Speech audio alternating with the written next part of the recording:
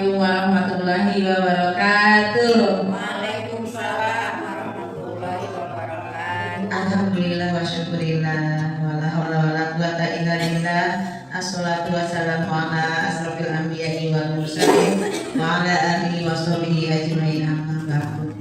Puji syukur kehadirat Allah Rabbi yang telah melimpahkan kita beribu-ribu nikmat yang banyak, nikmat iman, nikmat Islam, nikmat sehat walafiat, sehingga kita di sini bisa bermuajahah di ruangan yang sangat sederhana ini untuk mengikuti acara seminar modul 1.4 budaya positif yang akan disampaikan oleh pembicara kita, yaitu Ibu Ratih Prapitasari Sutisna SPD AUD.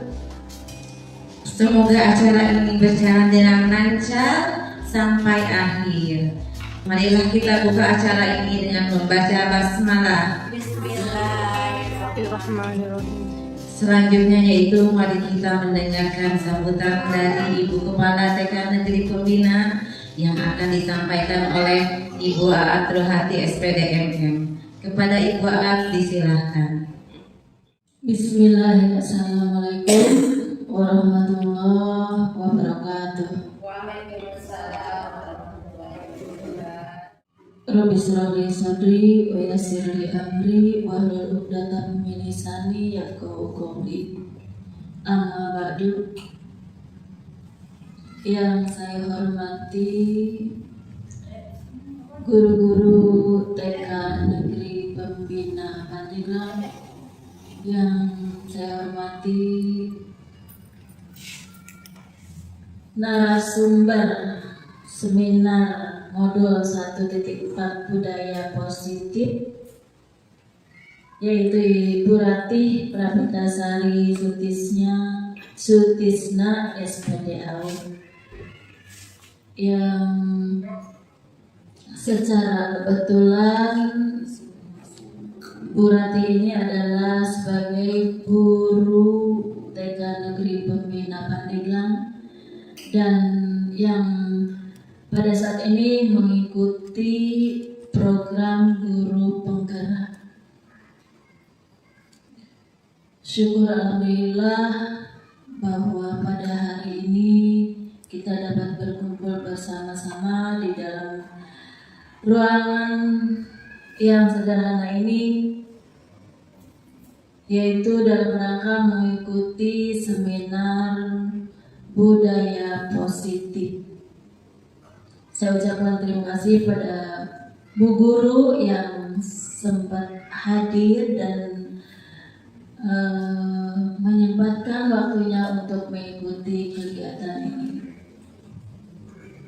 Salawat beserta salam tetap kita curahkan pada Nabi besar Muhammad Sallallahu Alaihi Wasallam, keluarganya, sahabatnya, serta kita sebagai pengikutnya. Mudah-mudahan mendapat syafaat sampai yaumil kiamat nanti. Amin ya rabbal alamin. Ibu-ibu yang saya hormati, patut kita syukuri bahwa kita telah diberikan atau satu kesempatan untuk teman kita sebagai guru penggerak yang pada saat ini telah lolos seleksi awal. Mudah-mudahan untuk selanjutnya yang mendapat kemudahan dan mendapat kelancaran. Semoga sukses diraih oleh terutama bagian dari Bu Guru kita, yaitu Bu Ratih Prapitasari Sutisna SPD AUD. Ibu-ibu yang saya hormati, seperti yang telah direncanakan pada hari ini, kita berkumpul dan mudah-mudahan semua dapat menyimak acara ini dengan sebaik-baiknya, karena acara ini adalah sangat bermanfaat untuk kita semua, terutama untuk menambah wawasan pengetahuan sebagai komunikasi untuk bertukar pengalaman dan pengetahuan, sebagai wadah untuk mengidentifikasi masalah dan mencari cara pemecahannya. Dan marilah pada hari ini kita saksikan dengan sesama apa yang akan disampaikan oleh Ibu Rati. Semoga bermanfaat untuk kita semua dan untuk narasumber terutama dalam melaksanakan tugas yang telah diberikan oleh panitia. Iya, panitia guru penggerak terutama. Itu saja yang bisa saya sampaikan. Saya mohon maaf ya sebesar-besarnya, kurang lebihnya. Wabillahi taufiq wal hidayah. Assalamualaikum warahmatullahi wabarakatuh. Marilah kita sama-sama mendengarkan dan menyimak paparan yang akan disampaikan oleh Ibu Rati. Kepada Ibu Rati disilahkan. Bismillahirrahmanirrahim. Assalamualaikum warahmatullahi wabarakatuh. Waalaikumsalam warahmatullahi wabarakatuh. Yang saya hormati Bunda Kepala TK Negeri Pembina Kabupaten Pandeglang. Yang saya hormati rekan-rekan guru TK Negeri Pembina Kabupaten Pandeglang yang pada hari ini telah bersedia meluangkan waktunya untuk mengikuti kegiatan pada hari ini, yaitu grup sharing atau seminar tentang budaya positif di modul 1, tepatnya di modul 1.4, kegiatan pendidikan guru penggerak yang sedang saya jalani saat ini. Salawat berserta salam marilah kita panjatkan kehadiran Allah Subhanahu wa Ta'ala atas rahmat dan hidayahnya, karena pada hari ini alhamdulillah telah memberikan kita berupa sehat, berupa kebahagiaan. Untuk itu kita semua dapat berkumpul bersama di hari yang berbahagia ini. Pertama-tama saya ucapkan terima kasih yang sebesar-besarnya atas kesempatan dan kesediaan rekan-rekan semua untuk mengikuti dan mendengarkan sedikit sharing dari saya. Karena bagaimanapun ilmu yang saya dapatkan sedikit banyaknya itu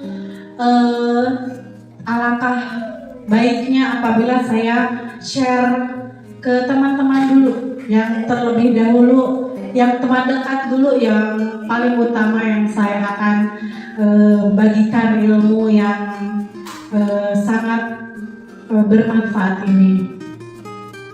Baiklah teman-teman, pada hari ini kita di sini, saya di sini sebagai masih calon guru penggerak ya ibu-ibu selama 6 bulan ibu-ibu. Teman-teman, sebagai masih calon guru penggerak selama kurang lebih 6 bulan ke depan, nanti di Januari Februari itu katanya libur dulu Bu, nanti di Maret dan sampai Mei itu kita dilanjut lagi kurang lebih 6 bulan pendidikannya, dan itu pun tidak akan luput dari saya akan pasti memerlukan bantuan, dukungan, motivasi dari rekan-rekan semua agar supaya apa yang saya jalani nanti lancar, mendapatkan kelancaran dan kemudahan. Karena bagaimanapun walaupun hanya saya yang terlihat menjalankan pendidikannya, tetapi ternyata butuh kolaborasi dan dukungan dari Bunda Kepala dan rekan-rekan sejawat di lingkungan sekolah yang saya ampu. Untuk itu kedepannya nanti apabila saya memerlukan bantuan dan dukungan dari teman-teman semua, mohon keikhlasannya untuk membantu saya seperti saat ini. Ya, langsung saja ya. Budaya positif. Budaya positif itu seperti apa sih? Budaya positif itu ternyata sangat diperlukan di lingkungan sekolah. Hal-hal yang kecil saja harus kita perhatikan, terutama kita satuan pendidikan anak usia dini. Itu tadi saya sempat terpotong bahwa kita tuh sebenarnya akar. Anak-anak usia dini itu adalah akar di mana generasi penerus bangsa nantinya akan seperti apa. Jadi saya pribadi mempunyai prinsip bahwa saya itu tidak boleh salah di depan anak-anak. Kalau saya gitu ya, mudah-mudahan teman-teman juga sependapat ya. Saya tidak boleh salah menjawab pertanyaan anak. Saya tidak boleh salah berperilaku di depan anak-anak.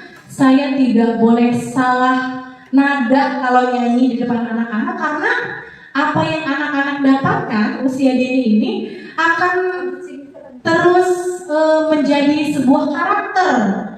Kedepannya nanti di SD, SMP, SMA itu mereka seperti apa wujudnya, itu adalah perwujudan dari ketika mereka kecil gitu. Apabila mereka masuk PAUD, ya berarti itu apa yang mereka dapatkan di PAUD gitu. Kalau tidak masuk PAUD berarti apa yang mereka dapatkan di lingkungan keluarganya, seperti itu. Jadi prinsip saya adalah kita berbicara, berperilaku dan memberikan ilmu kepada anak itu tidak boleh salah, tidak boleh asal-asalan. Jadi apabila kita ragu menjawab pertanyaan anak, kita lebih baik searching lah di Google gitu. Terus kita juga kayak memperlakukan anak tidak boleh kayak asal-asalan gitu. Tidak gimana ya? Jadi anak itu akan merekam apa yang gerak-gerik kita, apa yang kita perbuat, apa yang kita sampaikan, apa yang kita tanamkan kepada anak di kegiatan pembelajaran itu akan melekat selamanya di dalam diri anak menjadi sebuah karakter gitu. Karena kan kita juga memiliki pilar-pilar karakter yang harus kita tanamkan kepada anak didik kita ya Bu ya. Jadi alangkah baiknya kita berperilaku sebagai tauladan untuk anak-anak kita untuk menciptakan budaya positif. Misalnya, budaya positif ini akan menimbulkan rasa aman dan nyaman pada murid dalam proses pembelajarannya. Budaya positif juga dapat mendorong murid untuk mampu berpikir, bertindak, dan menciptakan sebagai proses memerdekakan dirinya sehingga murid lebih mandiri dan bertanggung jawab. Salah satu cara yang dilakukan guru dalam membantu siswa untuk tumbuh maksimal mempunyai karakter profil pelajar Pancasila adalah dengan membangun budaya positif yang berpihak pada murid, membangun keyakinan atau visi sekolah yang menumbuhkan dan mengembangkan budaya positif. Jadi semuanya berkaitan. Modul 1.1 sampai 1.4 itu berkaitan. Semua yang tadi filosofi Ki Hajar Dewantara, nilai-nilai guru penggerak, nilai dan peran guru penggerak itu artinya dalam diri kita ya Bu ya sebagai seorang guru, dan visi misi sekolah itu sangat berkaitan untuk menciptakan budaya positif di lingkungan sekolah pada akhirnya. Bagaimana budaya positif itu harus didapatkan di sekolah itu? Yang pertama itu kita harus harus mengenal dan mengenal tentang perubahan paradigma belajar. Paradigma belajar seperti apa yang perlu kita rubah? Nah, perubahan paradigma dalam pembelajaran sesungguhnya menjadi faktor kunci dalam meningkatkan mutu pendidikan ke arah yang lebih baik. Kepala sekolah sebelumnya memposisikan diri sebagai atasan harus berubah menjadi seorang leader, lebih banyak mendengar, yakni mendengar apa yang diharapkan masyarakatnya di sekolah, dan guru menjadi teman diskusi yang menginspirasi peserta didik. Kita perlu menyadari bahwa guru penggerak bukan hanya soal tugas dan peran guru, dan guru juga termasuk keterlibatan stakeholder. Jadi untuk membentukkan budaya positif di sekolah itu bukan cuma peran kepala sekolah saja atau peran gurunya saja, tetapi semua stakeholder, semua yang ada di lingkungan sekolah, baik itu murid, orang tua, pembantu pelaksana, itu juga harus saling mendukung. Seperti untuk menciptakan budaya positif, yaitu dengan merubah paradigma belajar itu tadi yang sudah saya sampaikan, bahwa kita tidak boleh takut keluar dari zona nyaman kita untuk berubah menjadi yang lebih baik tentunya ya Bu ya. Kita tidak mungkin mengharapkan berubah menjadi yang lebih buruk gitu. Kita pasti mengharapkan kita menuju ke perubahan yang lebih baik. Nah, apa sih yang harus kita rubah? Tentu saja dalam diri kita sendiri. Mengembangkan proses pembelajaran menyenangkan akan mendorong siswa memiliki kemampuan berpikir kritis, kreatif, dan mampu berkolaboratif. Tugas berat guru adalah mengembangkan visi. Misi pendidikan jauh ke depan adalah meningkatkan mutu dan kualitas pendidikan. Upaya membentuk sumber daya manusia yang unggul merupakan tugas berat sebenarnya bagi kita sebagai seorang pendidik di negeri ini.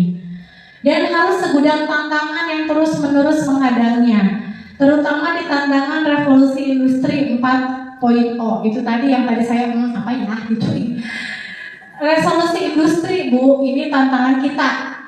Apalagi kemarin pas COVID itu kita sempat kebingungan kan bagaimana caranya pembelajaran secara online di TK. Kalau di SD, SMP, SMA mah mudah gitu, kelihatannya mudah gitu karena mereka sudah kemandiriannya sudah terbentuk. Tapi kalau TK bagaimana, pasti akan pro dan kontra. Itu tadi tantangannya. Karena ternyata selepas COVID pun kita masih aja online gitu kan. Masih aja online seperti itu merupakan suatu tantangan untuk kita. Nah, dalam paradigma yang baru pendidikan, tujuan pembelajarannya bukan hanya untuk merubah perilaku siswa saja, tetapi membentuk karakter mereka.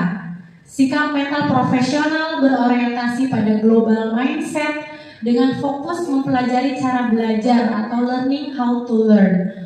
Pendidikan merupakan hal yang aman, penting untuk membentuk kepribadian, tidak selalu berasal dari pendidikan formal saja. Nah, di sini kita di awal tahun pelajaran, itulah mengapa kita sangat penting untuk menyatukan visi misi kita dengan orang tua murid. Jadi alangkah baiknya ini juga sebagai bahan evaluasi kita bersama untuk kedepannya. Di awal pelajaran kita sudah perencanaan kita, visi misi kita pribadi dengan guru dan kepala sekolah itu sudah matang dulu, lalu kita satukan visi misi kita dengan orang tua murid seperti itu.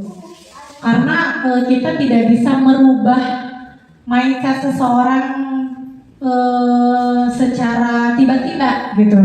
Jadi kita perlu berdiskusi. Begitupun dengan orang tua. Jadi kan pola didik kita di sekolah dan pola didik orang tua di rumah itu kan berbeda. Selanjutnya dalam budaya positif itu tentu harus menerapkan disiplin. Karena disiplin itu menurut saya adalah sesuatu yang sangat penting bagi mewujudkan sebuah kebudayaan yang baik. Itu tuh dimulai dari disiplin. positif ini merupakan suatu cara penerapan disiplin tanpa kekerasan dan ancaman yang dalam praktiknya melibatkan komunikasi tentang perilaku yang efektif antara guru dan anak. Dalam penerapan disiplin positif ini, anak diajarkan untuk memahami konsekuensi dan perilaku mereka. Selain itu, disiplin positif juga mengajarkan anak tanggung jawab serta rasa hormat dalam berinteraksi dengan lingkungannya. Jadi, disiplin positif merupakan salah satu cara penerapan disiplin yang bertujuan untuk menumbuhkan kesadaran serta memberdayakan anak untuk melakukan suatu tanpa sogokan, ancaman, maupun hukuman. Nah, ternyata untuk menciptakan lingkungan budaya positif itu yang berperan penting adalah kedisiplinan, teman-teman. Dimana kadang kita paradigma kita gitu, pola pikir kita bahwa menerapkan disiplin itu pasti ada konsekuensi.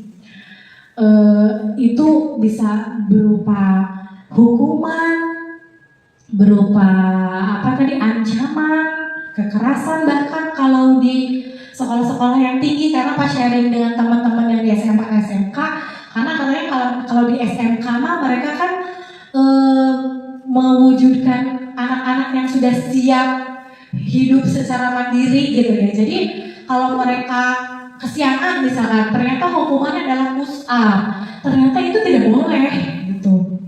Apalagi di TK gitu ya. Jadi kita diharapkan tidak ada lagi yang misalkan anak yang buang sampah sembarangan, hukumannya nyapu misalkan gitu. Tapi kita secara tidak kenal, tapi kan kadang kan itu baik untuk perkembangannya gitu. Iya boleh seperti itu, tapi kita caranya harus diperhalus. Misalkan anak itu buang sampah sembarangan, kamu buang sampah sembarangan, sapu sana, sapu. Karena kan itu kayak gitu ya. Kamu buang sampahnya sembarangan, coba sapu, ambil. Itu untuk anak TK tuh nadanya mengancam, memberi hukuman. Dan anak TK tuh kan perasaan masih halus gitu. Tapi kan anak nyapu itu kan juga ada betulnya gitu. Nah, bagaimana supaya kegiatan tersebut tidak seperti mengancam, tidak seperti menakut-nakutin, adalah dengan cara menjadikan hukuman tersebut sebagai reward gitu, sebagai dia kayak hadiah untuk dia, bahwa wah gimana ya kalau guru TK kan gitu ya cara ngomongnya. Wah, kalau sepertinya kalau anak TK, anak-anak yang buang sampah itu kan tidak baik ya. Gimana kalau yang buang sampah itu supaya sampahnya, tempat sampahnya ada isinya, dibuang deh sampahnya ke tempat sampah. Lebih bagus lagi kalau disapu ya. Memang harus begitu kok. Jadi kita tuh kayak nyuruh aja udah satu paragraf gitu. Kayak gitu. Jadi supaya membangkitkan semangat dan motivasi anak. Jadi tidak ada lagi perasaan anak yang saya dimarahin gitu, besok mau sekolah dimarahin gitu kan. Jadi contohnya seperti itu. Terus disiplin positif yang selanjutnya itu contohnya menerapkan kasih sayang. Contohnya adalah anak-anak kita, saya perhatikan senang banget nangkepin belalang. Itu kakinya dipotongkan, digunting. Terus siput itu rumahnya apa sih itu? Dihancurkan. Kadang kita, jangan deh, jangan udah kayak gitu doang ya. Padahal itu harus konseling. Kan guru TK itu kita di waktu sekolah belajar tentang psikologi anak juga ya. Jadi kita juga berperan sebagai konselor.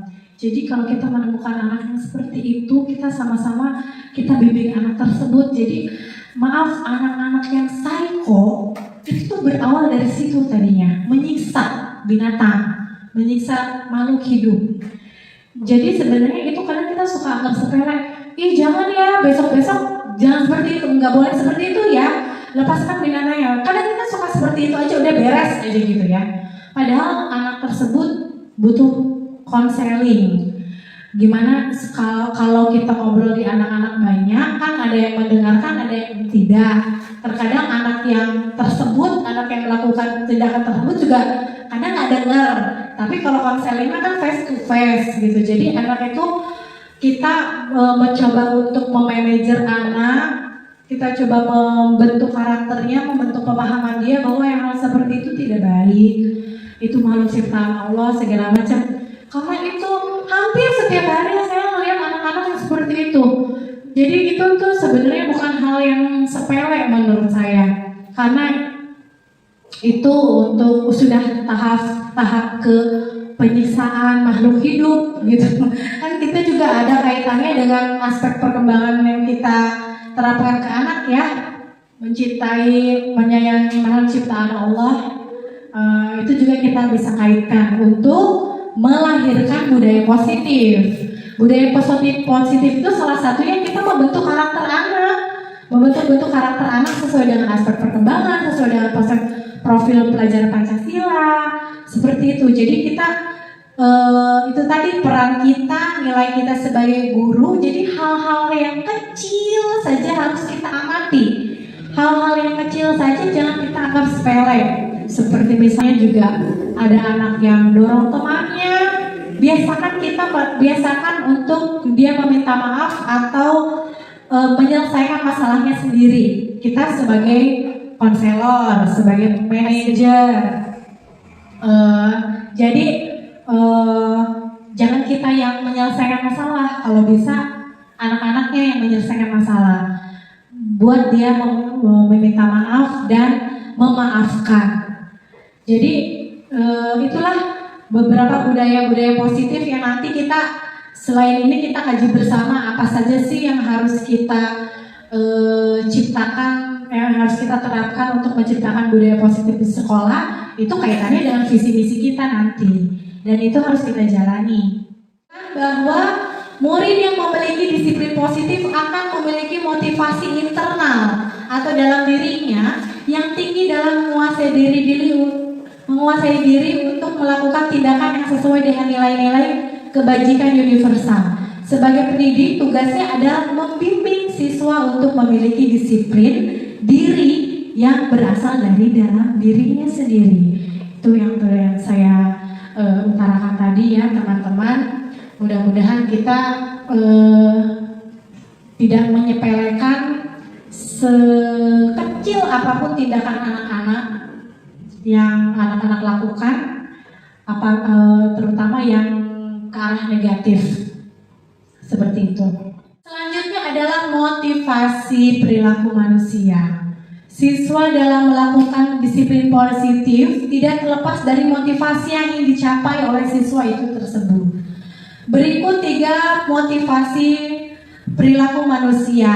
Menurut Diane Gossen dalam bukunya Restructuring School Discipline menyatakan ada 3 alasan motivasi perilaku manusia. Yang pertama adalah untuk menghindari ketidaknyamanan atau hukuman.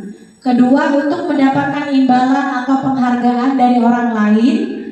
Ketiga, untuk menjadi orang yang mereka inginkan dan menghargai diri sendiri dengan nilai-nilai yang mereka percaya. Kira-kira kita mau yang mana? Kita ingin memotivasi anak yang mana, Bu? Yang menghindari hukuman, anak yang menghindari hukuman misalkan, tidak bertanggung jawab berarti anak tersebut. Atau mendapatkan imbalan, misalkan apa-apa nanti dikasih imbalan, misalkan. Mau ngerjain tugas, ada imbalannya. Atau menjadikan anak tersebut orang yang bisa menghargai dirinya sendiri. Pasti tentunya kita mengharapkan yang poin yang ketiga ya Bu ya. Anak-anak tersebut mampu menghargai dirinya sendiri. Nah, dari ketiga motivasi perilaku manusia dalam mewujudkan disiplin positif, yang harus ditanamkan dalam murid-murid adalah motivasi nomor 3. Karena dengan memiliki motivasi tersebut, mereka telah memiliki motivasi intrinsik. Maksudnya motivasi yang ada dalam dirinya sendiri yang berdampak jangka panjang, terbentuk sebuah karakter dalam dirinya. Motivasi yang tidak akan terpengaruh pada adanya hukuman atau hadiah. Jadi kalau anak yang sudah punya karakter baik, mau itu dikasih hukuman, mau itu dikasih imbalan, dia mempunyai prinsip dalam dirinya seperti itu. Mereka akan tetap berperilaku baik dan berlandaskan nilai-nilai kebajikan karena mereka ingin menjadi orang yang menjunjung tinggi nilai-nilai yang mereka hargai. Kalau dilihat dari kata-kata ini mah kayak berat amat ya untuk anak TK mah gitu. Kayaknya jangan jauh lah anak TK mah. Tapi sebenarnya kalau kita kaji, justru ini penting diterapkan di TK. Itu tadi karena di anak-anak TK itu, anak-anak usia dini itu adalah akar dari pembentukan karakter anak gitu. Itulah kenapa kita tidak boleh salah. Kita menuntut anak itu tidak boleh asal-asalan gitu. Karena ini membentuk karakter ini itu ya dari sini, akarnya dari TK gitu. Seperti itu. Ini kaitannya, motivasi tersebut itu kaitannya dengan kebutuhan dasar manusia.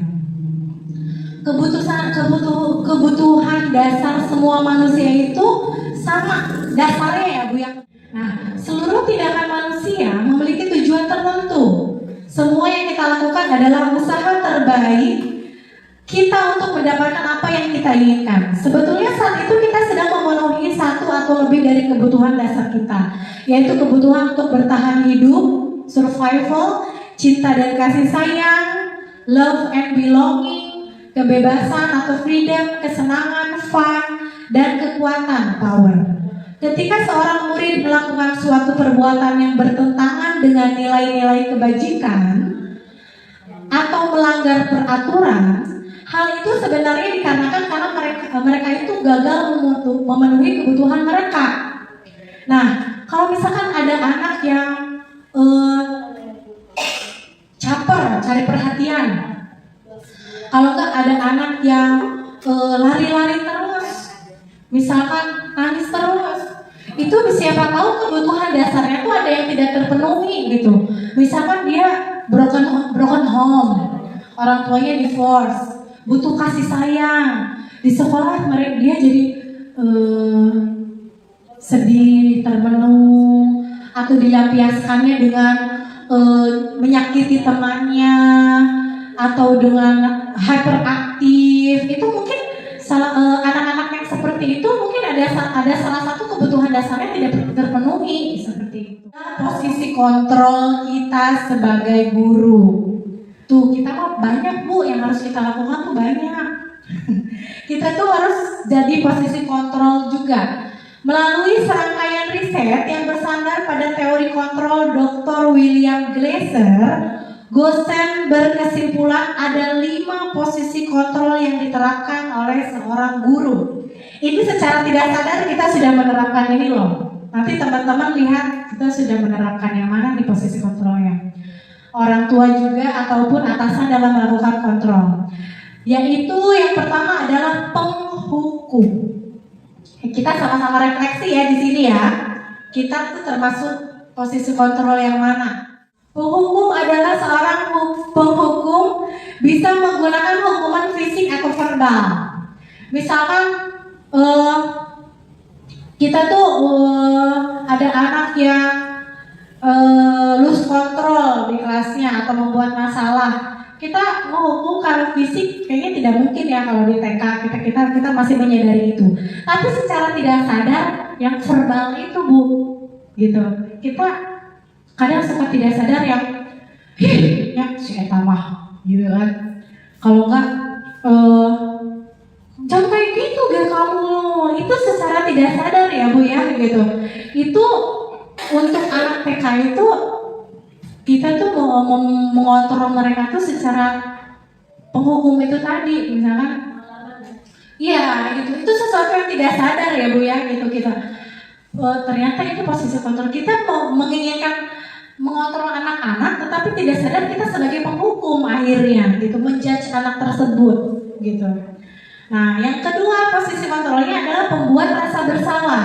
Posisi ini biasanya guru akan bersuara lebih lembut, membuat orang lain merasa bersalah, akan menggunakan keheningan yang membuat orang lain merasa tidak nyaman, bersalah atau rendah diri. Ngomongnya pelan-pelan, tapi bikin down. Yang selanjutnya teman. Guru pada posisi ini tidak akan menyakiti murid, namun akan tetap berupaya mengontrol murid melalui persuasi. Posisi teman pada guru biasanya negatif ataupun positif. Nah, di posisi ini kita biasanya memposisikan diri kita sebagai teman. Itu bisa berdampaknya negatif maupun positif. Adalah monitor atau pemantau.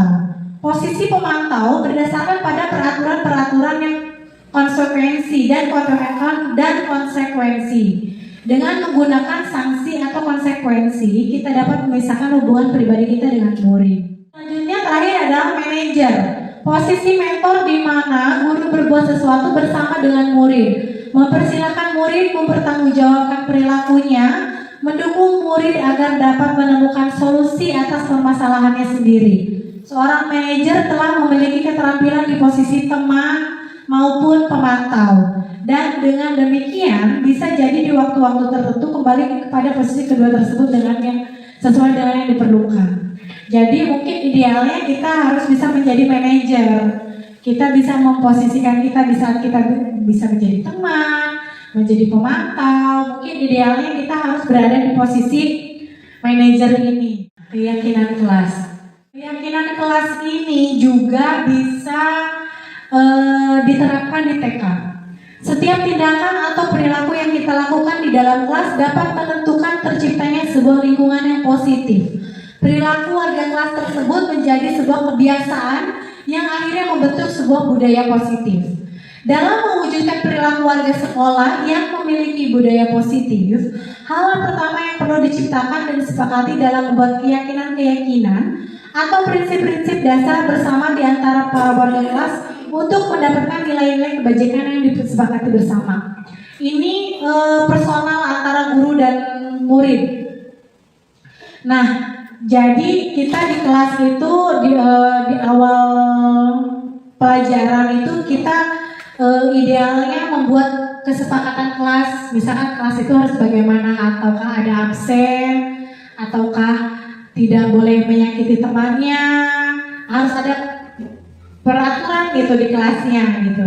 Ini bisa dilakukan dengan cara lebih abstrak dari peraturan. Maksudnya tidak kaku gitu Bu peraturannya, apalagi untuk anak-anak TK. Terus keyakinan yang dibuatnya adalah pernyataan yang universal, maksudnya yang menyeluruh gitu, yang bisa mengcover semua kebutuhan anak. Dibuat dalam bentuk positif, tentu saja untuk membangunkan budaya positif kita menciptakan peraturan kelas yang positif. Misalkan buang sampah di tempat sampah, kembalikan peralatan main setelah bermain dirapikan kembali, sepatu sendal setelah dipakai disimpan kembali di rak. Itu peraturan-peraturan kelas di TK yang seperti itu. Kalau di SMP SMA mungkin yang lebih tinggi lagi ya. Kalau di TK mah hal-hal yang menjadi sebuah kebiasaan, hal-hal yang menjadi sebuah karakter bagi anak. Kalau di TK mah yang sedikit aja, terus sedikit aja yang mudah diingat oleh anak, sesuai dengan kondisi kelas dan sekolah agar mudah diterapkan. Kemudian warga sekolah atau warga kelas juga dilibatkan dalam membuatnya. Alangkah baiknya ketika membuat peraturan kelas juga anak-anak juga dilibatkan. Artinya anak-anak juga sepakat dengan peraturan kelas. Ada kita juga nggak sadar sudah menerapkan itu, cuman tidak dibikin bagan aja gitu. Kalau nanti mungkin kita harus bikin bagan. Kalau anak-anak TK kan tidak bisa menulis, jadi kita kreasikan dengan mungkin nanti membuat peraturan kelasnya dengan gambar. Misalkan harus buang sampah di tempat sampah, bikin orang yang gambar anak yang buang sampah di tempat sampah, kayak gitu-gitulah. Itu bisa disesuaikan dengan kreativitas masing-masing. Yang terakhir adalah segitiga restitusi. Segitiga restitusi itu adalah salah satu cara kita membantu anak untuk menyelesaikan masalah-masalah mereka dengan tahapan-tahapannya.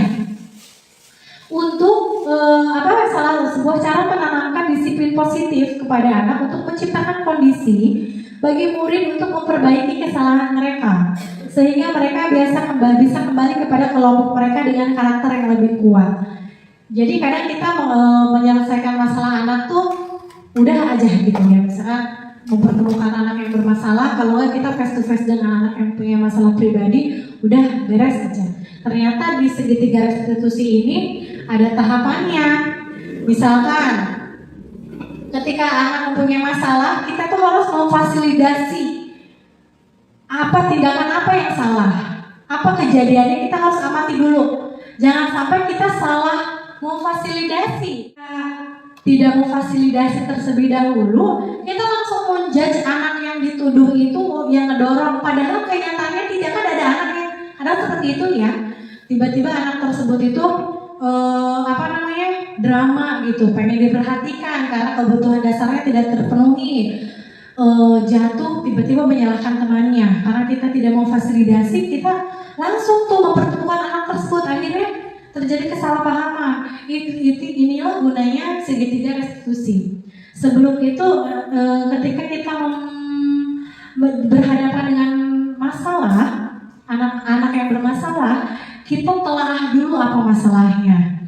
Nah, menanyakan keyakinannya, artinya nilai-nilai seperti apa yang disepakati. Misalnya kalau misalkan anak yang berantem, menanyakan keyakinannya itu adalah maksudnya dengan cara harus terbiasa meminta maaf dan memaafkan, kayak seperti itu yang digalinya.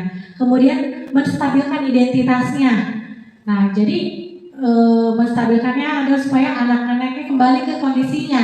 Kalau yang berantem bisa berbaikan, kalau yang tidak mau sekolah bisa mau sekolah lagi, seperti itu contohnya. Ini tahapan-tahapannya ternyata seperti itu. Atau mungkin kita secara tidak sadar sudah melakukan itu sebenarnya kalau di TK mah, karena di TK mah banyak kasus setiap harinya ya Bu ya. Kayak anak pipis aja itu juga merupakan kasus untuk kita.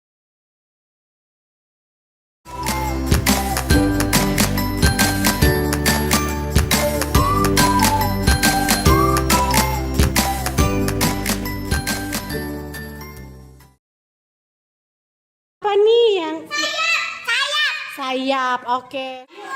Mila kenapa? Mila hari ini Bu Guru lihat kurang bersemangat. Kenapa?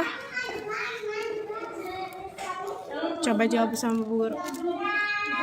Kenapa? Coba Bu Guru tidak dengar kenapa? Nonjok. Oh dorong, Azrinanya dorong. Oh ya udah, Bu Guru panggil Azrina ya, supaya minta maaf sama Mila ya. Oke, kalau Azrina sudah minta maaf, berarti Mila harus memaafkan. Iya. Oke, Azrina, Bu Guru mau tanya, apa betul tadi saat bermain Azrina mendorong Mila? Ya, nggak sengaja. Jadi betul Azrina mendorong Mila, iya.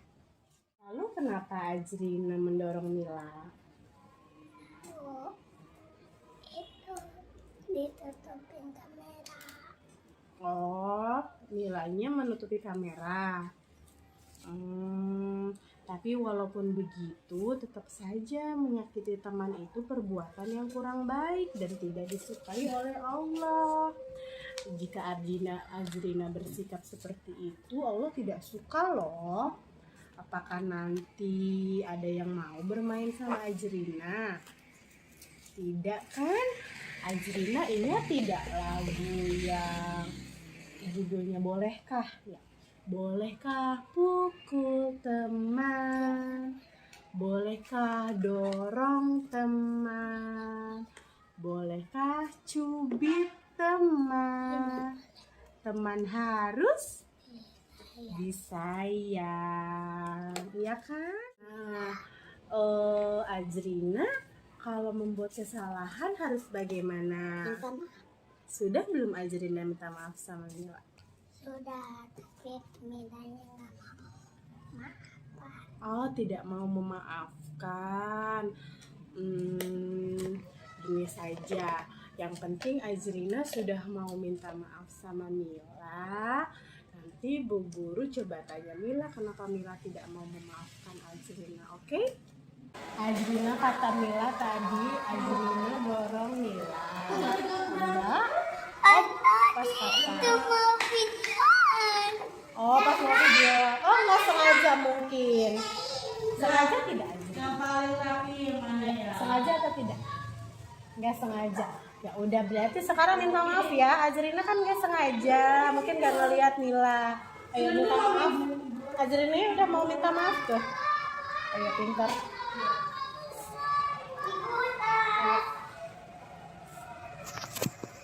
Hop, oke. Azrinanya udah mau minta maaf. Ayo. Berarti sama Mila harus di apakah benar tadi Azrina mendorong Mila? Azrina sudah minta maaf. Apakah Mila sudah memaafkan Azrina? Mila sayang, tahu tidak? Allah itu suka sekali sama anak-anak yang pemaaf. Pemaaf itu hatinya luas dan bersih. Makanya Allah senang kepada anak-anak yang pemaaf. Jika Mila tidak memaafkan Azrina, kira-kira Allah sayang tidak sama Mila? Tidak ya. Berarti kalau mau disayang sama Allah, Mila harus bagaimana? Harus baik. Terus kalau Azrina sudah minta maaf, Mila harus bagaimana? Harus harus memaafkan teman yang sudah berbuat salah, terus dia berani minta maaf, kita harus memaaf. Alhamdulillah, terima kasih ya Mila karena sudah menjadi anak yang pemaaf. Insya Allah Allah akan senang sama Mila. Terima kasih ya.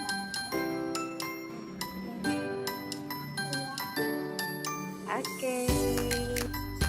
Halo, nama aku Parisa Samila.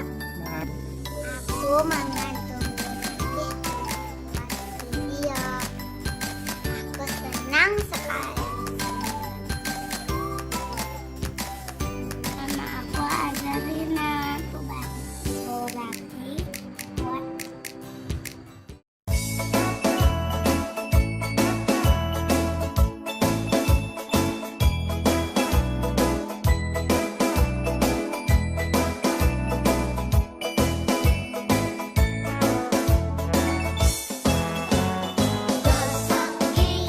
gosok gigi biar gigi bersih. Jangan malas. Memina upacara. Aku kejepit sakit. Gerak, gerak, Hormat, gerak, hormat kak. Iya hormat. Dan bekerja, la la la la la, kami gembira, la la la la la, kami gembira, la la la la la, kami gembira semua. dua. Kemanusiaan yang adil dan beradab. Kemanusiaan yang adil dan beradab. Tiga. Persatuan Indonesia. Bersatu.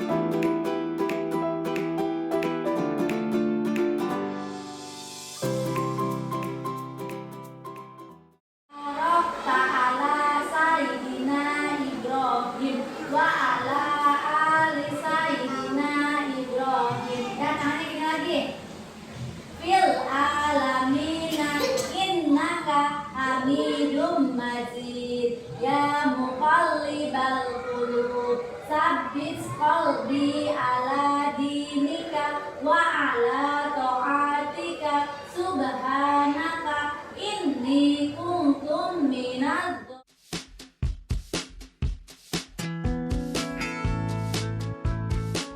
Ini kita mau belajar tentang sayuran. Jangan lihat ke depan, Bu Guru ada di mana. Bu Guru punya sayuran. Di sini berbagai macam sayuran. Nanti teman-teman boleh pegang, sekarang duduk dulu. Yang pertama, Bu Guru punya sayuran yang disukai oleh Popeye. Siapa tahu nggak Popeye itu siapa? Tahu tidak? Popeye itu kartun. Iya, film kartun. Dia Popeye sukanya makan sayur bayam supaya badannya kuat. Popeye kalau makan sayur bayam itu dia tenaganya akan kuat. Banyak ada ototnya, jadi dia kuat. Nah, teman-teman tahu tidak kenapa Popeye makan bayam jadi kuat? Karena ada apanya? Oh, pinter ayah, karena ada vitaminnya. Ini mengandung zat besi, jadi bisa kuat badannya. Teman-teman suka makan sayur bayam? Siapa yang suka makan sayur? Ya, Bu Guru punya wortel. Siapa yang suka makan wortel? Lalu kemudian Bu Guru punya sayur ini. Ini namanya jagung. Siapa yang suka jagung? Jagung. Warnanya apa teman-teman? Kuning. Oke, selanjutnya kuning dan hijau. Iya. Nih, yang ini siapa tahu ini apa?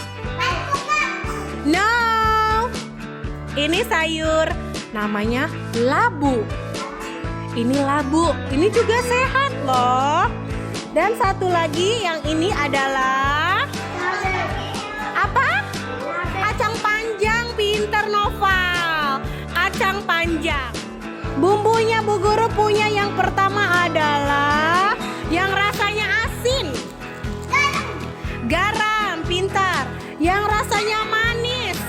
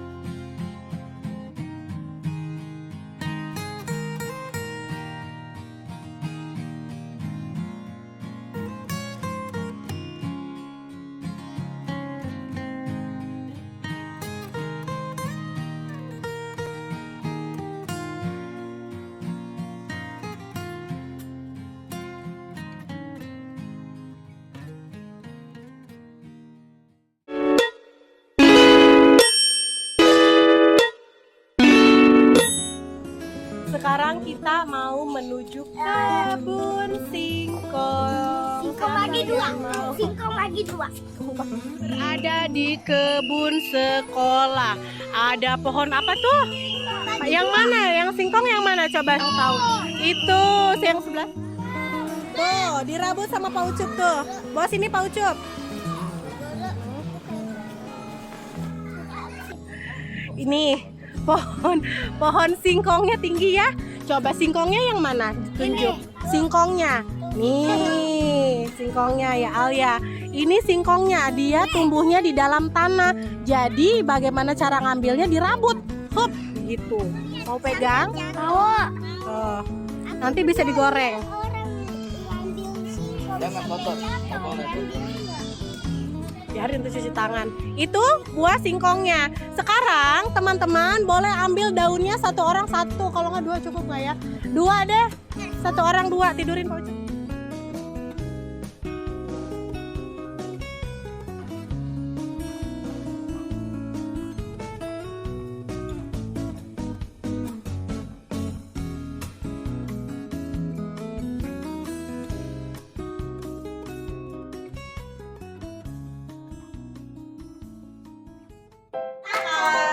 Dipilih Dari Afi. pilih Dipilih.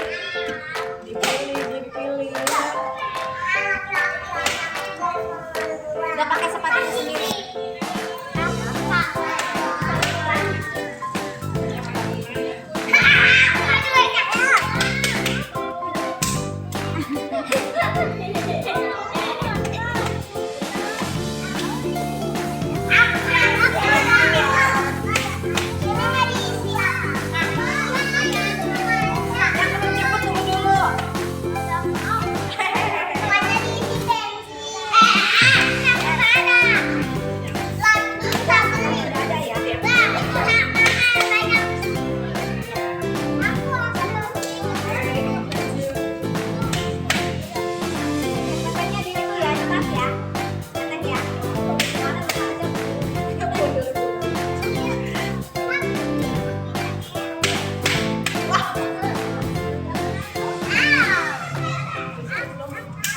Kesimpulannya adalah dalam penerapan program disiplin positif, hendaknya guru memiliki standar kepribadian, profesional, dan sosial yang baik, di mana guru mampu berefleksi pada posisi kontrolnya saat ini.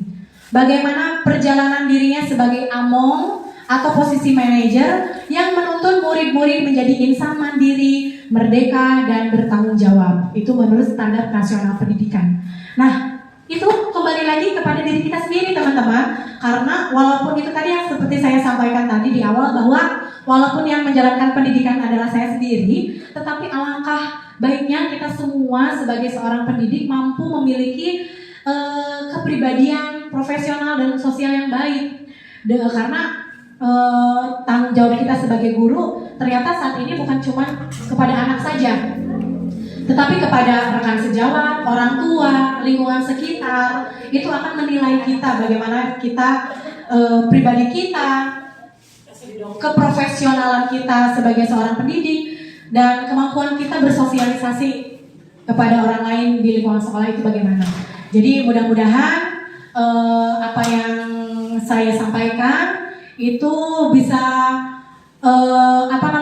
menjadi sebuah ilmu yang bermanfaat untuk teman-teman semua, membuka mata hati dan paradigma kita semua bahwa oh ternyata ada sesuatu yang baru yang perlu kita terapkan nih di sekolah gitu ya. Tetapi kita sama-sama saling mengingatkan bagaimana kita bisa menjadi pribadi yang baik, menjadi guru yang profesional. Kita sama-sama belajar, kita sama-sama bertekad memiliki visi dan melaksanakan misi dengan baik untuk kemajuan TK Negeri Pembina Kabupaten Pandeglang. Amin amin amin. Ya, demikianlah yang bisa saya sampaikan, pemaparan atau sharing dari modul 1, lebih tepatnya modul 1.1 tentang budaya positif di lingkungan sekolah. Kurang lebihnya saya mohon maaf, mudah-mudahan apa yang saya sampaikan bisa menjadi sebuah ilmu yang bermanfaat untuk teman-teman semua. Mohon maaf apabila ada kesalahan, kekurangan, itu semua murni dari saya pribadi. karena kesempurnaan yang beri Allah Subhanahu wa taala. Mudah-mudahan dimaklumi adanya. Selanjutnya saya ucapkan terima kasih. Wassalamualaikum warahmatullahi wabarakatuh. Terima kasih kepada Ibu Rati yang sudah menyampaikan ilmunya begitu banyak ya. Alhamdulillah ilmu kita menambah, bukan satu lagi tapi banyak. Kalau saya disuruh mengulik modul yang Bu Rati baca, sepertinya saya tidak mungkin karena ada beberapa faktor ya. Alhamdulillah kita diberi matanya saja oleh Bu Rati. Terima kasih atas ilmunya, semoga bermanfaat. Oke, dilanjut ya. Apakah ada yang mau bertanya? Silahkan, satu pertanyaan. Saya mengenai materi tadi adalah bagaimana kita sebagai guru dengan inovasi yang terbaru ini, dengan modul yang saya paparkan, langkah awal apa yang harus kita perbaiki sebagai guru untuk yang sesuai dengan metode materi tadi. Mungkin cara langkah-langkah apa yang harus dimulai seperti itu kepada Ibu narasumber. Begitu pertanyaan saya, terima kasih. Ya, terima kasih Bu Novi atas pertanyaannya. Apa yang terlebih dahulu perlu kita lakukan untuk menciptakan budaya positif di sekolah? Kalau menurut saya, yang pertama itu kita harus membentuk visi terlebih dahulu. Visi yang pertama adalah visi dari diri kita sendiri sebagai seorang pendidik. Bagaimana kita menginginkan peserta didik kita seperti apa. Kemudian itu visi sekolah. Visi sekolah itu sangat perlu kita rencanakan, perlu kita susun sebagaimana mestinya, karena untuk menciptakan budaya positif itu semua berawal dari visi. Apa yang kita sebagai seorang guru inginkan, apa yang sekolah inginkan untuk mewujudkan, melahirkan peserta didik yang bagaimana, itu semua berawal dari visi kita, visi diri kita, visi sekolah. Jadi dari situ mulainya. Nanti setelah kita membentuk visi diri kita, visi sekolah kita, kedepannya mungkin kita bisa menerapkan nilai-nilai guru, nilai-nilai dan peran guru tersebut sesuai dengan visi kita. Jadi semua itu akan berkesinambungan, akan terbentuk setelah visi dan misi kita, visi sekolah kita dirancang seperti itu. Bu Novi, mudah-mudahan jawabannya memuaskan ya, walaupun seharusnya jangan puas lah.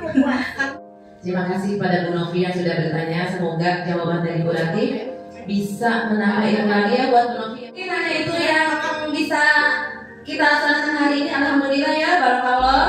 Marilah kita tutup kegiatan hari ini dengan membaca hamdalah. Alhamdulillah. Wabillahi taufiq wal hidayah. Wassalamualaikum warahmatullahi wabarakatuh. Sampai berjumpa.